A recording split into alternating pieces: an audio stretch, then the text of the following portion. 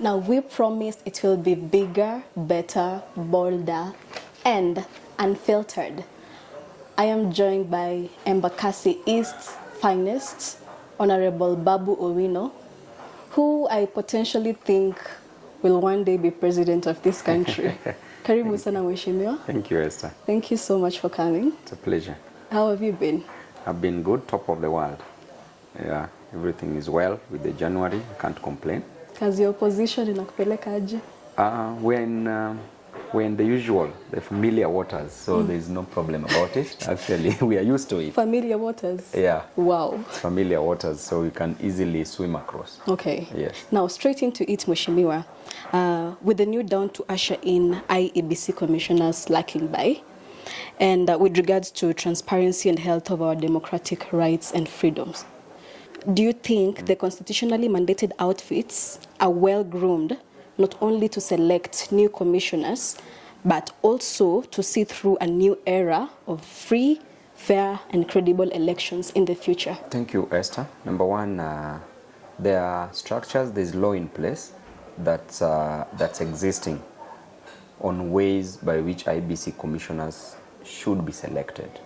But we've seen of late a government, to be specific, Kenya Kwanza, they want to change the law in such a way that IEBC commissioners will be selected differently from how it used to be, as per our apex of the law, the constitution of the land. But you see that again will really interfere with the democracy of our nation. Yes. Because if you take some of the commissioners to be chosen by the Public Service Commission, that is a part of the executive. So which means that there's executive's hand directly involved and influencing elections as at now by choosing of the commissioners. There's another one being chosen by the political parties. But you see, as we speak, even the political parties had dispersed money to various political parties. But that money is being, the money that has been disbursed actually has not reached accounts of these political parties because of the influence from the executive. So you can see that there is no way the political parties will always work without the influence from the executive. And if you're not loyal as a leader, then which means that your job will go away. So I'm of the opinion that previously, the way we've been choosing our commissioners, that is how it should be, because all stakeholders are involved in this. But when we change the law, what do we want to achieve? Because as you change the law, certain interest must be taken care of. Yes. There's something that they're eyeing, they're looking at. And that now will not be democracy. That to me will be hypocrisy. Because when you want to change the law, to who? What's happening? And even the existing of the current commissioners, which probably we'll discuss again, having been chosen the way they were chosen, you see that a lot has been happening in this nation. Ever since we introduced the electronic voting system, a lot has happened because every other time there's an outcry, there's public outcry, and an outcry from different political parties that elections are being rigged. So there's a problem with our democracy in Kenya. Yeah. So then that sounds like there's going to be a crisis. Definitely, if we don't work around this, there'll always be crisis. Because previously we've seen that things started wrong. And if it started wrong, it can only end wrong. Okay. So we've been moving from the frying pan into the fire. Okay. From 2007, we saw what happened in elections in Kenya. The only election that we can say was credible in Kenya was in 2002, when Kibaki was being elected as the then president of the Republic of Kenya. But since then, in 2007, there was a public outcry about elections. In 2013, there was election rigging, and that can be clearly stated.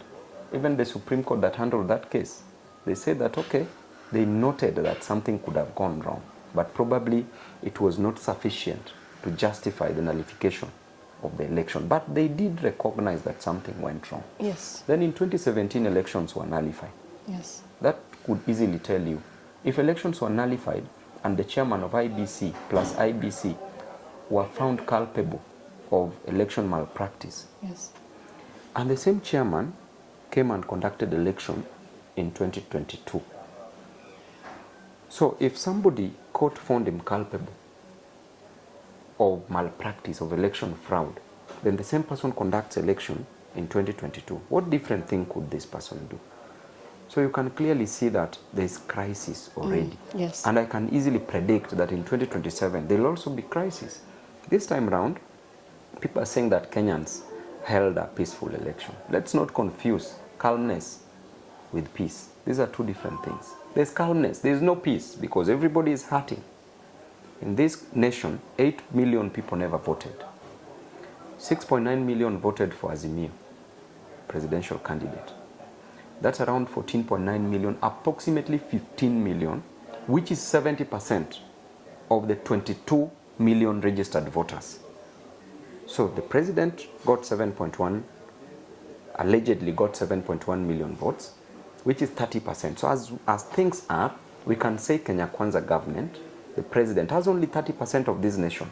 70% of the nation are not with him. That can tell you that there's a problem in this nation.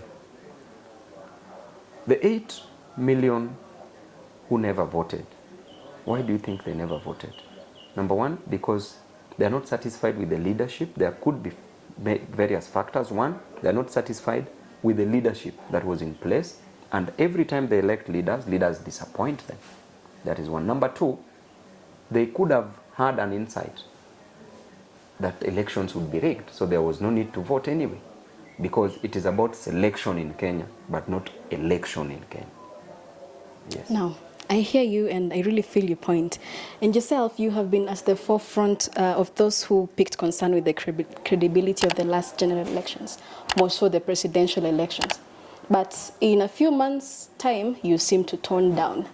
Now, is it that you have come to realization that they were fair enough? Or you have made peace with the fact that no matter how not credible they were, it could be chasing after the wind? You know, eventually something must be done to this nation. Eventually. We've had, generally we had elections, and the Bible says in Ecclesiastes 3 that there's a time and a season for everything. So me toning down is that I'm doing a different thing. All right. Because election passed, it is Yes. water under the bridge. We saw what happened. We all know what happened, that there was massive rigging of this election. And be that as it may, I can only say that as a member of parliament, I shift my attention to serving the people of Embakasi East constituency and serving Kenyans. But you see, let me tell you something. The fact that we are, I told you earlier that the fact that we are calm does not mean that there's peace. Yes. People are boiling up.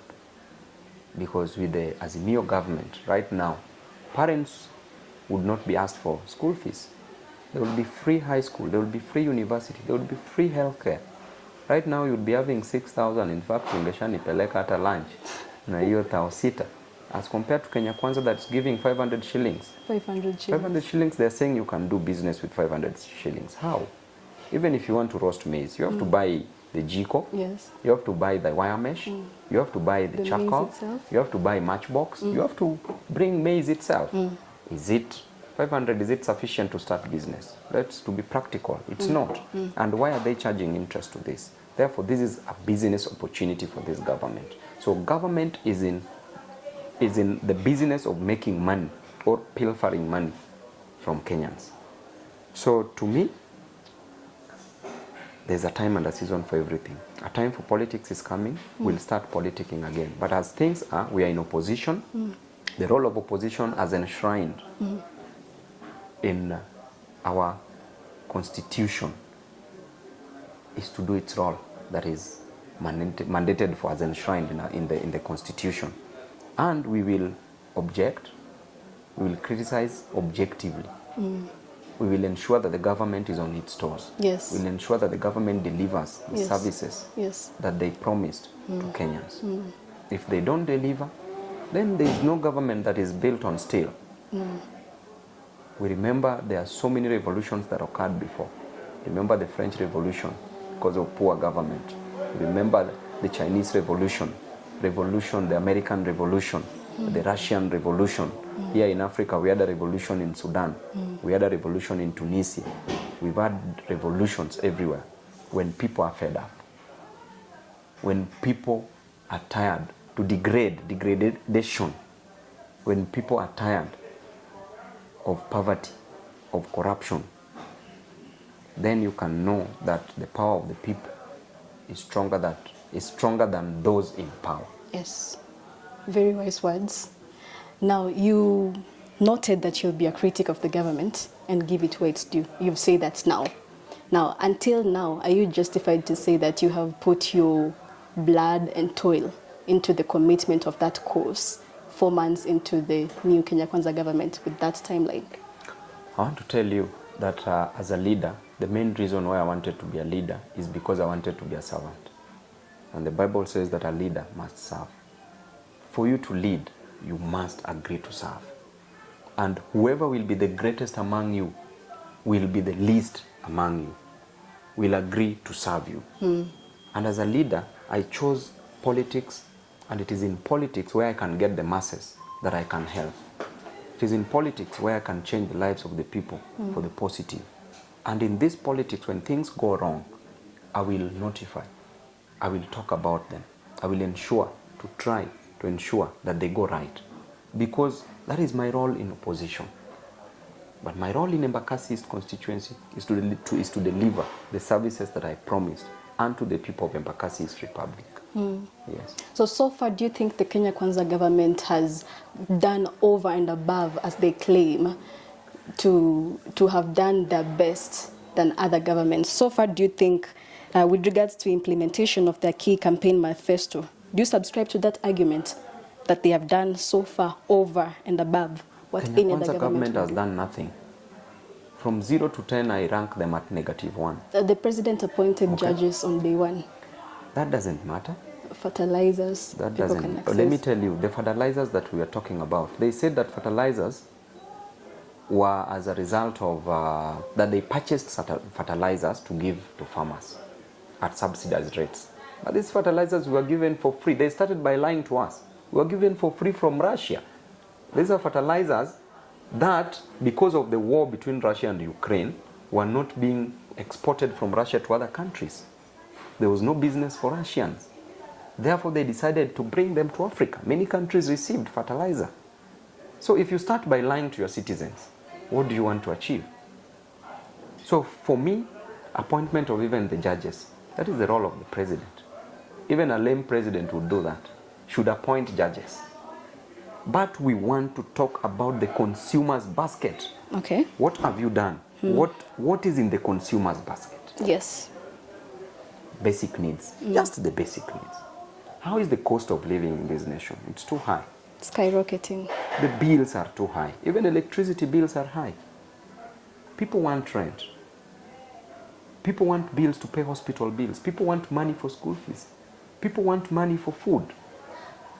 People want money for healthcare, which would have been free in Azimio government. Are you sure? But for you, I'm sure, because those are things I was right at the center of the presidential campaign. And these are the things that we had already planned, or now we are going to execute them. And for people to get all these services, then there must be jobs. Yes. We were promised by the president that he will create 5 million jobs per year. We've not even seen jobs being created. Instead, those people who had retired, and he was campaigning against this, that the people who are gone, let them go. He was using the word dynasties, let them go. We've seen former cabinet secretaries being brought back. We've seen people who had retired many years being brought back. What happened to the hustler narrative? What happened to the hustler's narrative? Nothing. So to me, this government has done nothing.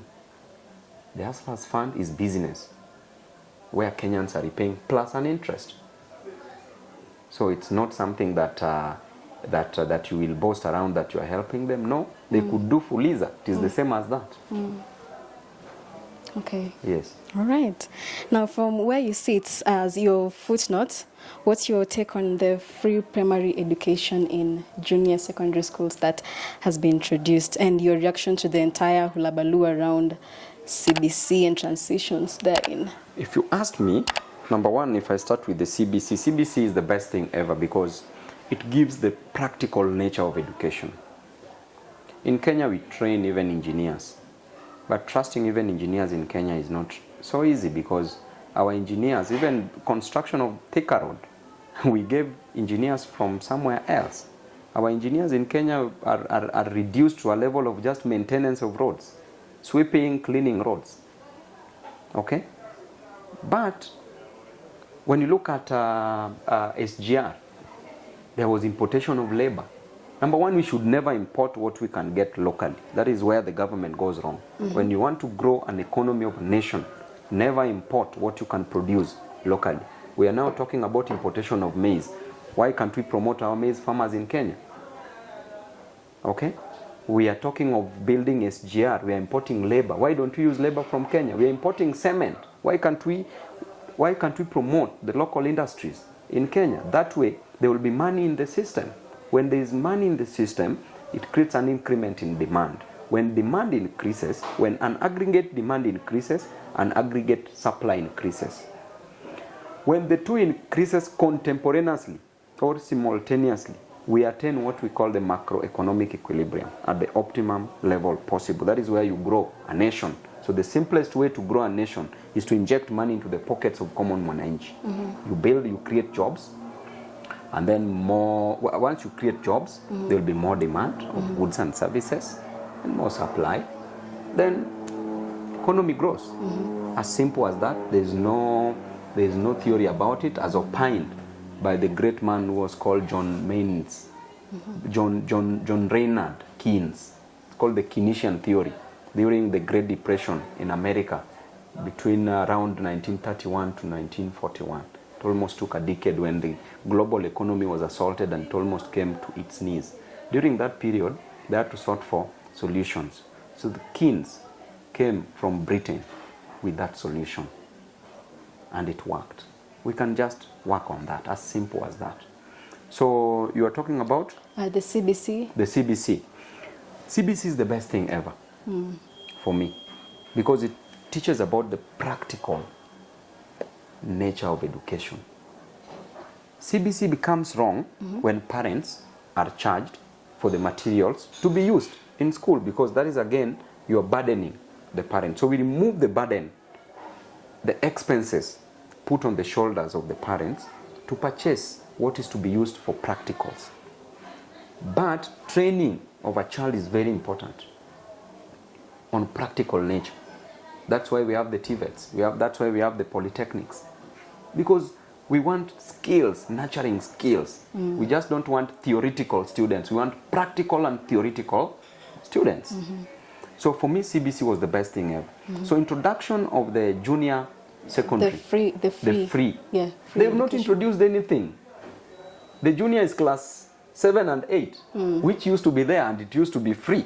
So it's not a praise of what this government has done. No, they've just renamed it as junior secondary, but it used to be free. It's part of the primary. Now we call it junior secondary. So there's nothing new with that. There was free primary education from class 1 to class 8. Class 8. Now the class 7 and 8 is what we call the junior secondary, of which we can't allow them to charge that. Yes. All right. Now, Mheshimiwa, you have a stellar record when it comes to education penetration and financing in your constituency. We have to give you credit for that.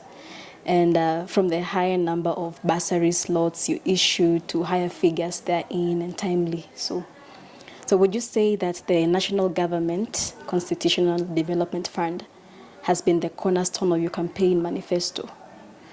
And what other ways can the national government repackage the NGCDF for a more impactful outcome than this, which you have already achieved?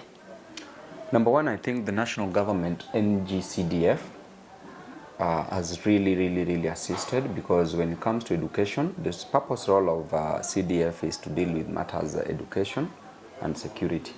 So when it comes to education, I can tell you for free that if this nation wants to grow, let's just educate our citizens. Through education, there will be new ideas, new skills. A lot can happen.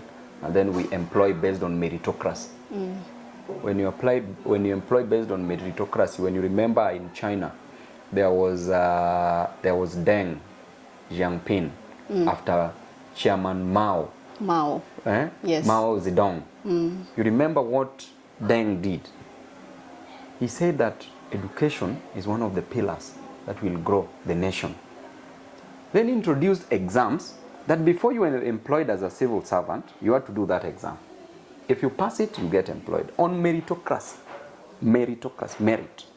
Because that way, you are bringing ideas into the system.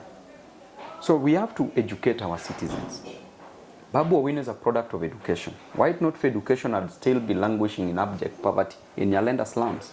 It is because of education, that's why I'm a member of parliament. Why not for education I would not come to Nairobi? My first time to step at Ambassador, I remember carrying a paper bag with 4 clothes, was in 2007. And it's only education that brought me to Nairobi. I'd never come here before. So because of education, I went to the University of Nairobi. I did my levels, the diploma courses, 6 diploma courses. Then after that, I joined the University of Nairobi, did my actuarial science that I got first class honors, did masters in actuarial science, did law that I got second class upper division, did masters in law, and now I'm doing my, in between I did my piloting. I did my piloting as a diploma course, and I'm going for commercial license now. I have a private license.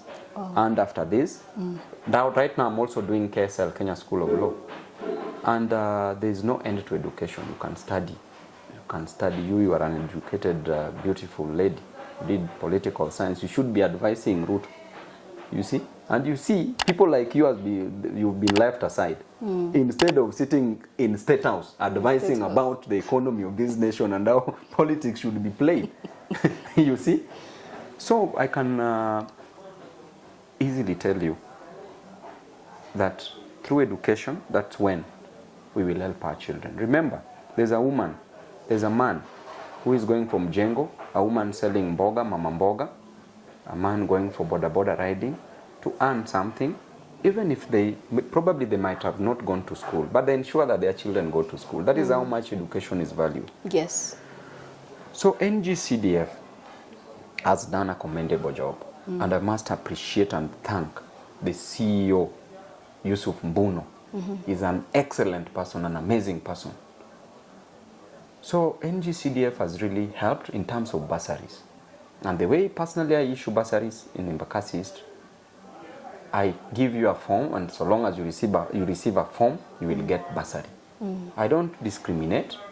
I'm not tribal, because a challenge that is facing a Luo is the same challenge that is facing a Kikuyu, a Kalenjin, a Kamba, a Giriama, Somali, Kisii, Kamba, all the tribes.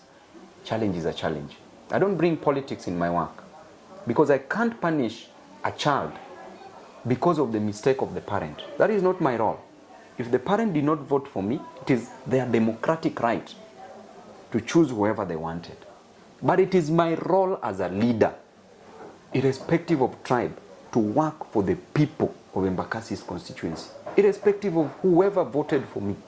Whether you voted or not, that's none of my business. My business is to ensure that your business is successful, is to ensure that your child goes to school, is to ensure that schools are built, is to ensure that roads are built in Embakasi's constituency. It's to ensure that there's sufficient supply of fresh water in Embakasi's constituency, and is to ensure that the people of Embakasi's constituency get jobs, starting right from the companies within Embakasi's constituency. And those are the things that I've done, 101%. So when you go home, that is your legacy? My legacy, I have legacies now in Embakasi's constituency. It's just not a legacy, you know.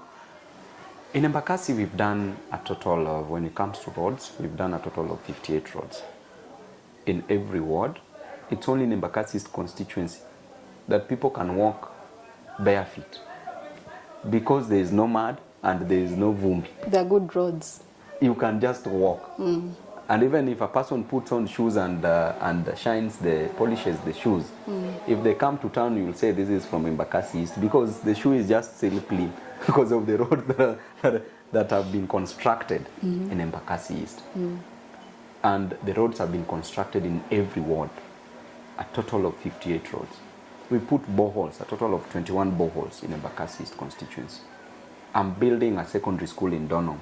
I'm starting to build a primary school in Tasi.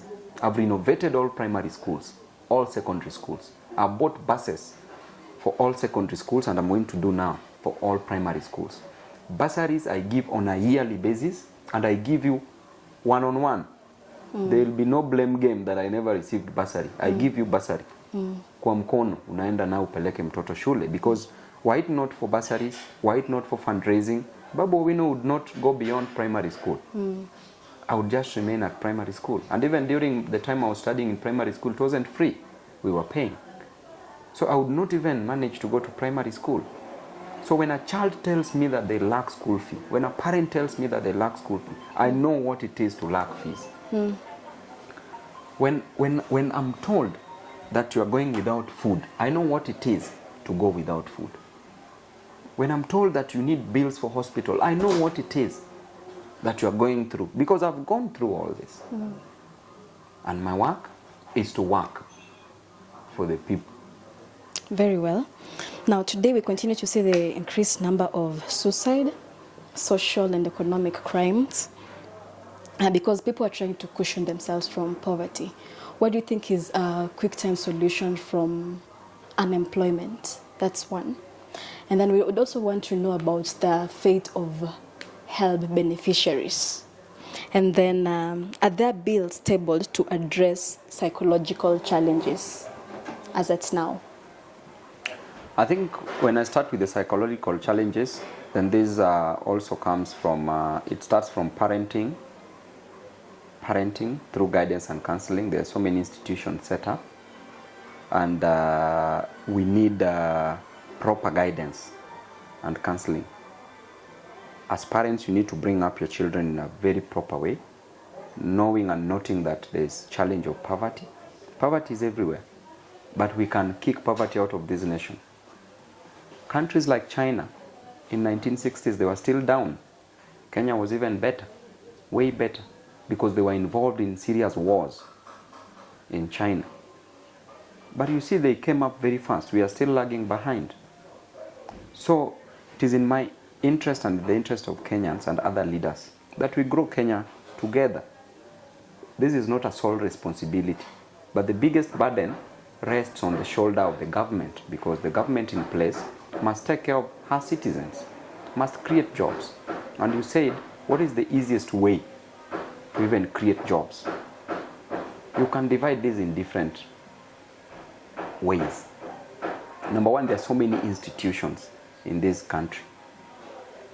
Let's stop this idea from the county governments to everywhere, this idea of the ghost workers. Let's put in real workers who can work. Let's employ them. About teachers, let's see. Teachers who finished even in 2000 have never been employed up to date. I don't know why. But you see, if you look at the students, probably 1 to 80 in my constituency. So how can one teacher manage 80 students, not unless the teacher is using a public address? So it's not even possible to provide quality education. Therefore, we need to employ more teachers. That can be done by TSC, Teacher Service Commission. Then let us go back to our constituencies. If we are doing construction of schools, then more teachers will be employed. More staff will be employed. If we are doing construction of roads, then it is the youth who are working on these roads. And these roads are creating proper accessibility to open up areas for businesses. Many businesses will be set up. If we are promoting farmers, basically the easiest way to create jobs, inject money into the system. When you inject money into the system, you and me, in the slums, people will have money, they go to a shopkeeper. They just buy a packet of unga. If many people buy packets of unga, then which means that there's a high demand. With high demand, there'll be high supply. That shopkeeper will see that they have more job, then they'll employ more people to help them in that. Then the shopkeeper will communicate to the company, to the factory, to the manufacturer, that, you know, I need more supplies. In the factory, more jobs will be created because you need to produce more. Okay? As you produce more, as you employ more, and you produce more, the person in the factory will communicate to the farmer and say that, you know, we need more raw materials. Then the farmer will also employ more people. Are you not seeing we are creating jobs? But we cannot create jobs when the president is saying that we remove 300 billion from the budget. You are hurting people. If you remove 300 million from the budget, 300 billion, what can that 300 billion do? If more roads were built with the 300 billion, more jobs would be created, more hotel industries would be set up. Are we together? More hotel industries, more jobs. If a road is constructed, more jobs. If schools are constructed, more jobs. If hospitals are constructed, more doctors employed, more nurses employed, more support staff employed, more jobs. So, are you seeing we are destroying this nation just by removing a budget of 300 billion? So these people who are advising the president, I think they are academically challenged. I think they are village salads. People who are academic dwarfs or academic orphans. So the president should do away with them. You can't reduce budget. You have to increase money into the system. Because something is going to happen, which is very serious. What that 300 billion used to do, all that line is going to be closed. All those jobs are going to be lost. Yes. Now you seem to have a very, very clear vision and the statistics and a plan. You seem to have a plan in your head. What could be your political vision? What's your political vision? It's good you've used the word vision, not mission. A mission. You have a mission. Mission is a function of the eye. Vision is a function of the heart. Sight. And vision sees tomorrow, mission sees today. So my vision for this nation is to ensure that one day that mama mboga who is selling in a kiosk graduates to a supermarket. My vision in future is to ensure that that boda rider graduates to buying a matatu. My vision is to ensure that that child who's born in the slums gets free primary education, free secondary education, free university education. My vision is to ensure that me and you, we live in harmony. There is peace, there is love, there is unity, there is no tribalism. Where if you knock at the door, nobody looks at your second name. That is the vision that I have as a leader in the foreseeable future. And I know as time passes by, where God will place us, that is where we will land. But I also know that God has a plan for us, because he said in Jeremiah 29:11 that I knew you and I knew you in your mother's womb, and I have plans for you, plans to make you prosper and not to destroy you, plans for growth. And I always pray to God that he blesses me so that I can bless his people. He opens my heart larger than an ocean to accept everything. An ocean accepts everything. Dead bodies, gold, everything is in there. To accept and accommodate everybody and to work with them as a leader. But guidance I seek from God first. But every other person has an ambition. Every other person has an ambition. I would love to see you The problem is the over-ambition, because they say, too much ambition destroyeth a man. However, too little takes him nowhere. So just sufficient, enough. Enough ambition is good. But there's also time, and there's a time and a season for everything. From now, as a member of parliament, I know the next step that I'll go to. What is that next step? Most likely, I'm going to be the governor, which I will say where at the right time. I'm also overqualified to be a deputy president as I speak. So even in 2027, I can be a deputy president. I also have I can be a governor, can be a deputy president, I can be a governor, and I can still go back to Embakasi's constituency, depending on how things will turn out. All right. Yes, then after that now, you better be prepared. Utakaribishwa State House. Asante sana. Hata kama ni kuingia kwa dirisha, utaingia nayo, because people tumeona wameingia hata by other means. Sisi tunaona kwa dirisha, hata si kwa dirisha. Yeah. Well, very smart, very insightful, very wise. Ladies and gentlemen, that marks the end of today's show. Thank you so much, Mheshimiwa. And subscribe to this YouTube channel. We'll be bringing you more content like this. And until next time, see you.